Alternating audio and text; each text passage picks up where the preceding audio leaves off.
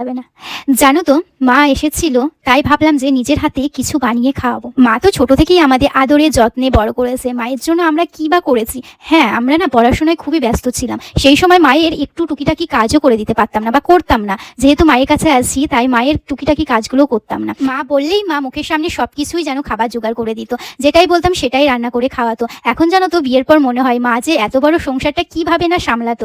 আমরা এটুকুই সামলাতেই যেন খুব যেন হাঁপিয়ে যায়। তাই এখানে মা এসেছিল, মাকে কোনো কিছুই সেভাবে রান্না করতে দিইনি। কারণ মায়ের বাড়ি যখন আমরা যাই, তখন মায়ের কাছে এটাই আশা করি মা আমাকে কখন রান্না করে খাওয়াবে। তাই আমিও মনে করি মা মেয়ের বাড়িতে যখন এসেছে, তখন মেয়েকেই সবটা রান্না করে খাওয়ানো দরকার। সে কি বললে আর শুনবে? সেই মা রান্না করছিল, সবকিছুই হাতের কাছে জোগাড় করে দিচ্ছিল। সেদিন মা বাবাকে, ভাইকে জিজ্ঞেস করলাম, বলো কি খাবে, তোমাদের কি পছন্দ?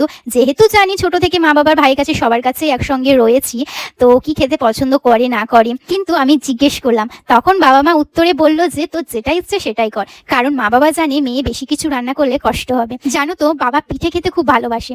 আমি তো নিজে খুব একটা বানাতে পারি না। মাকে বলেছিলাম যে কিভাবে বানাতে হয় বলো, আমি সেইভাবেই করব, কিন্তু তোমাকে করতে দেব না।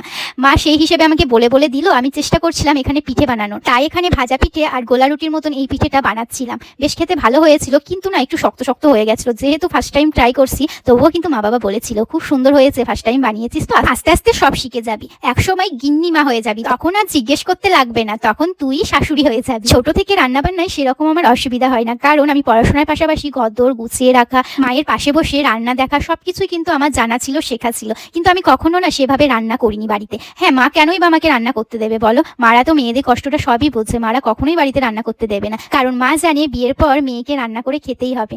সেই জন্য মা আর সেইভাবে রান্না করতে বলতো না। হ্যাঁ, মায়ের যখন শরীর খারাপ হতো বা নিজের যখন ইচ্ছে হতো, তখন টুকিটাকি রান্না করতাম। বাট এই যে সংসারে রোজকার রান্না, সেটা কিন্তু কোনোদিন করিনি।